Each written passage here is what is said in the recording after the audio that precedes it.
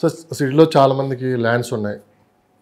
కొంతమంది ఆ ల్యాండ్స్ని డెవలప్మెంట్కి ఇస్తున్నారు, మరికొంతమంది ఆ ల్యాండ్స్ని అమ్మాలా డెవలప్మెంట్కి ఇవ్వాలని ఒక కన్ఫ్యూజన్లో ఉన్నారు.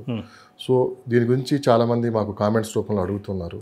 సో దీన్ని ఎలా ముందుకెళ్ళాలి, కన్స్ట్రక్షన్కి మనం డెవలప్మెంట్కి ఇవ్వచ్చా, లేకుంటే ల్యాండ్ అమ్ముకోవటం, లేకుంటే ఓన్ కన్స్ట్రక్షన్ అందులో స్టార్ట్ చేసి మనం అద్దెలకి ఇచ్చుకోవచ్చా అని చెప్పి చాలామంది అడుగుతున్నారు. సుదీర్ఘంగా దీని గురించి ఏమైనా మీరు చెప్పగలరు? బేసిక్గా మనకు తెలిసిందే హైదరాబాద్లో ల్యాండ్స్ చాలా ఉన్నాయండి. అంటే ఇప్పుడు ఒక 20-30 ఇయర్స్ బ్యాక్ ఇన్వెస్ట్ చేశారు ల్యాండ్స్ మీద. సో ఫర్ ఎగ్జాంపుల్ కేపీహెచ్బి అనుకోండి. కేపీహెచ్బిలో ఒకప్పుడు ఈ మన హుడా ప్లాట్స్ చాలా అమ్మారు గవర్నమెంట్. అంటే 500 గజాలు, 1000 గజాలు, 1500 గజాలు అట్లా జనాలు కొనేసి ఉంచారండి. అయితే బేసిక్గా వీళ్ళు ఏంటంటే రాంగ్ పర్సన్కి డెవలప్మెంట్ ఇచ్చి ప్రాజెక్ట్స్ ఆగిపోయే స్టేజ్లో చాలా ఉన్నాయి.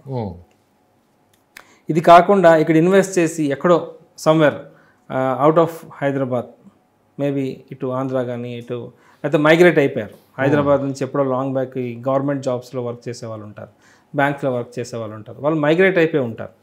సో వాళ్ళు they can't take decision, overnight వచ్చి డెవలప్మెంట్కి వెళ్ళిపోలేరు. So choosing a right builder అనేది కూడా చూసుకోవాలి.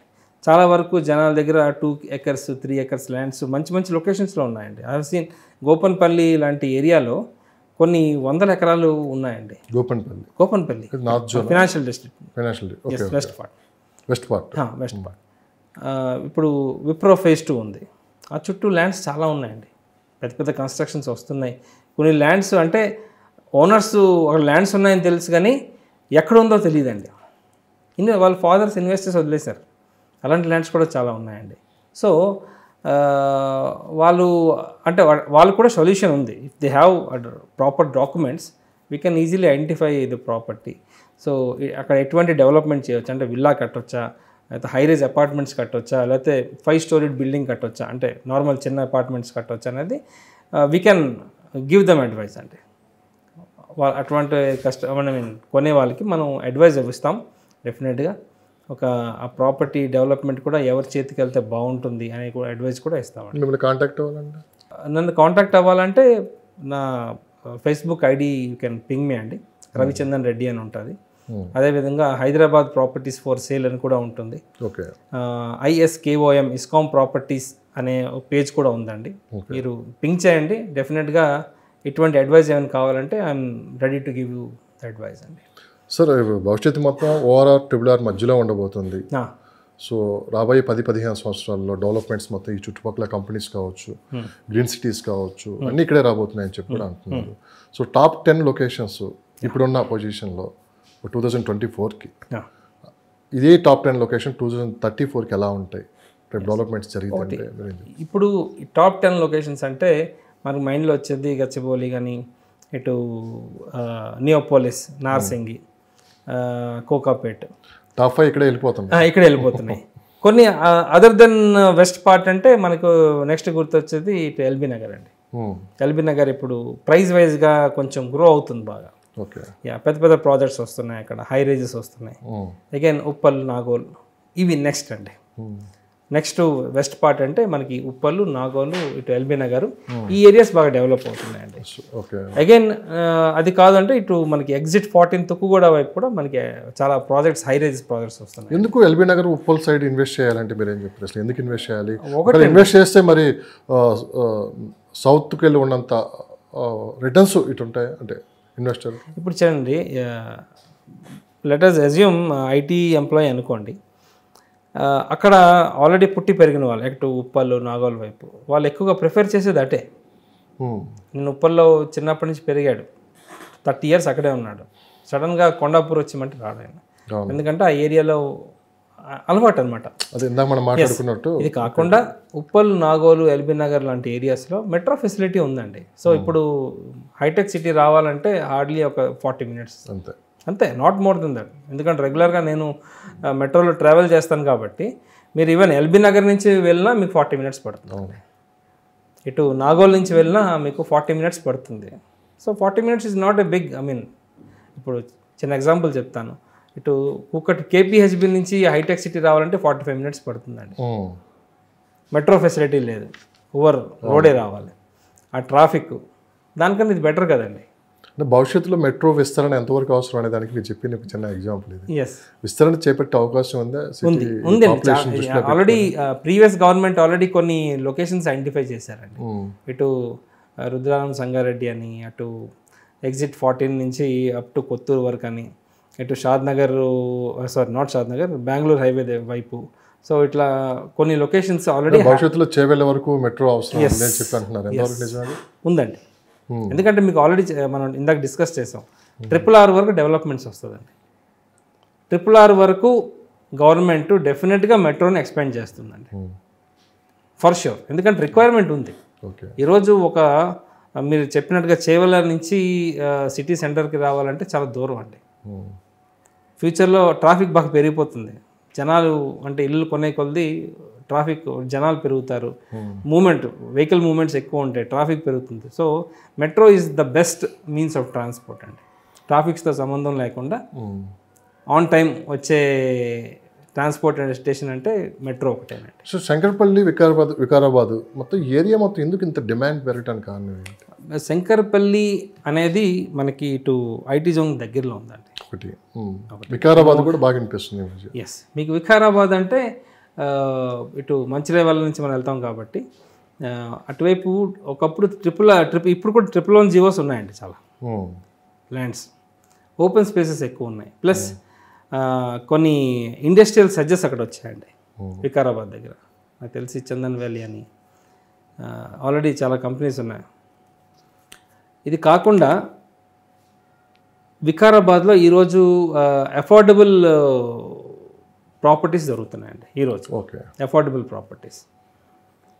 సో ప్లస్ పొల్యూషన్ వైజ్గా చూస్తే ఈకో ఫ్రెండ్లీ లొకేషన్ అని చెప్పగలనండి. ఎస్, ఒక మంచి ప్రాపర్టీని కానీ, ఒక మంచి ఏజెంట్ని కానీ, ఒక మంచి బిల్డర్ని కానీ గుర్తించటం వల్ల బేసిక్గా ఈ మూడిట్లో ఎక్కడ మోసపోతాం? అందరూ మాట్లాడి డబ్బు సంపాదిస్తారండి, అంతే. అంతే. కానీ ఈరోజు మార్కెట్ ఏమంటుందంటే, గవర్నమెంట్ ఏమంటుందంటే, వెన్ యువర్ అంటే రియల్ ఎస్టేట్లో మనం పర్చేస్ చేసిన లేదా ఒక ఏజెంట్ త్రూగా వెళ్ళినా కూడా let us confirm that whether ఆ ఏజెంట్ కూడా రేరా సర్టిఫైడ్ ఏజెంటా కాదా, బిల్డరు ప్రాపర్టీ కూడా రేరా రిజిస్టర్ అయి ఉందా లేదా అనేది చూస్తే మనకు సేఫ్ సైడ్ అండి. ఎందుకంటే ఇప్పుడు ఒక ఏజెంట్ ఫర్ ఎగ్జాంపుల్ ఏజెంట్ కస్టమర్ని చీట్ చేసాడు అనుకోండి, నార్మల్ ఏజెంట్ అంటే మనం ఏం చేయలేం. బట్ ఒకవేళ ఆ ఏజెంట్ రేరా సర్టిఫైడ్ ఏజెంట్ అనుకోండి, డెఫినెట్గా we can take action. Yes. తర్వాత మరి మాకు మంచి ప్రాపర్టీని గుర్తించడం, లొకేషన్ అండి. మన జాబ్ ఎక్కడ చేస్తున్నాం, మన ఇన్కమ్ పరంగా ఎటువంటి ప్రాపర్టీ తీసుకోవాలి, లొకేషన్ మన ఆఫీస్కి దగ్గర ఉండాలని ప్రాపర్టీ, ప్లస్ మన స్కూల్కి దగ్గరగా ఉండాలని.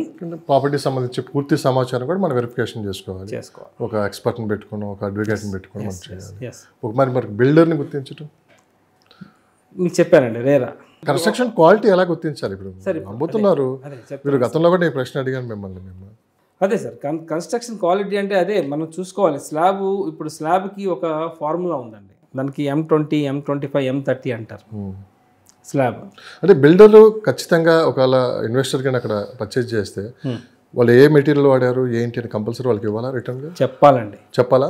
అంటే రిటర్న్లో ఇవ్వకపోయినా అట్లీస్ట్ ఏం వాడామనేది అయితే చెప్పాలండి. ఇప్పుడు మనకి కనిపించేది బయటేనండి, లోపల ఏముందో మనకు తెలియదు, ఎటువంటి బ్రిక్స్ వేసారో మనకు తెలియదు. సో బయట ఏంటంటే పెయింట్ నీట్గా పెయింట్ వేస్తారు, ఒక జాగ్వర్ ఫిట్టింగ్స్ ఇచ్చేస్తారు, ఏమంటారు జాగ్వర్ ఇచ్చాను చూడండి అంటారు. బట్ లోపల అంతా అంటే second quality, third quality bricks, cement ఉంటుందండి. సో అదొక్కటి మనం చూసుకోవాలి. సిమెంట్ ఏ క్వాలిటీ ఉండాలి, ఏ గ్రేడ్ ఉండాలి. బేసిక్గా సిమెంట్ 53 గ్రేడ్ అయితే బాగుంటుందని అనుకుంటారు. స్లాబ్స్ మినిమం 20 mm స్లాబ్ ఉండాలనుకుంటారు. ఓకే అండి. సో ఇవి చూసుకోవాలి. బ్రిక్స్ అంటే బ్రిక్స్ లాగా టైప్స్ ఉన్నాయి, ఏ బ్రిక్ వాడుతున్నాం అనేది చూసుకోవాలి. అగైన్ చూడండి, జాగ్వర్లో చీప్ క్వాలిటీ కూడా దొరికే ఉన్నాయండి, వెస్ట్రన్ కమోడ్స్ కానీ ట్యాప్స్ కానీ. సో ఎటువంటి క్వాలిటీ వాడారు, సిరా అనే బ్రాండ్ ఉంది, సిరాలో కూడా చాలా తక్కువ ప్రైస్లో వచ్చే వెస్ట్రన్ కమోడ్స్ కూడా దొరుకుతున్నాయండి. So we have to identify that. అంటే చాలామంది ఎక్కడ మోసపోతున్నారంటే ఒక అపార్ట్మెంట్ ఏదో కొనేస్తున్నారు, ఒక 5-10 సంవత్సరాలకే అదంతా ఎస్ వాటర్ బ్లాక్ క్రాక్స్ వచ్చేయడం, క్రాక్స్ రావటం. సో మొత్తం మీద దాన్ని వదిలించుకొని వెళ్ళాలా, ఆ రిపేర్లు చేయించి వదిలించుకొని బయటకు వెళ్ళిపోదామని. నాకు తెలిసి సిటీలో మీ దృష్టికి వచ్చిందో లేదో, ఎస్ వచ్చిందండి. దాదాపు ఒక 35-40% పీపుల్ ఈ విధంగా ఉన్నారు. ఎస్ కొన్ని బిల్డర్స్ ఏంటంటే సార్, అందరినీ అంటలేదు ఇక్కడ, ఓ 30% పీపుల్ అయితే అట్లా ఆలోచిస్తున్నారు. కొంతమంది బిల్డర్స్ ఎలాగ ఆలోచిస్తారంటే అమ్మేసి వెళ్ళిపోదాం, 1-2 ప్రాజెక్ట్స్ చేస్తారో వెళ్ళిపోతారు, సస్టైన్ ఉండరు. ఏవో వాళ్ళకి వచ్చే ల్యాండ్స్ వచ్చాయి, అది అమ్ముకొని వెళ్ళిపోవాలి.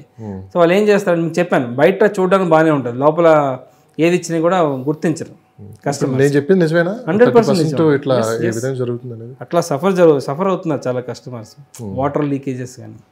అది పెద్ద ప్రాబ్లం అవుతుంది, ఎందుకంటే అపార్ట్మెంట్లో అన్ని రిపేర్ చేయడం అంత ఈజీ అయితే ఈజీ కాదు. ఇండివిజువల్ హౌస్ అనుకోండి, ఏదో అక్కడక్కడ పైప్ లైన్లు ఉంటాయి కాబట్టి చేసుకోవచ్చు. మరి అలాంటి వాళ్ళకి సొల్యూషన్ ఏంటండి? సొల్యూషన్ అంటే మనం చూసుకోవడమేనండి. మనం first before buying a property అసలు ఈ స్టాండర్డ్స్లో ఉందా లేదా అనేది మనం చూసుకోవాలి.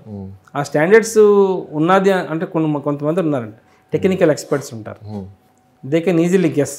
ఆ వాల్ చూసి వాళ్ళు ఇచ్చే ఆ పైప్ లైన్స్ ఉంటాయి చూసారా, కొంతమంది ఇచ్చేస్తారు ఏదో, బట్ వాళ్ళకి తెలియదు. ఇప్పుడు చిన్న ఎగ్జాంపుల్ చెప్తాను, మనకి వాష్ బేసిన్స్ ఉంటాయి, వాష్ బేసిన్స్ చాలా ఆడ్ స్మెల్స్ వస్తాయి. అవును, ప్రాపర్ పైప్ లైన్ ప్రాపర్గా లేకపోతే అదొక ప్రాబ్లం వస్తుందండి, అది తెలుసుకోవాలి.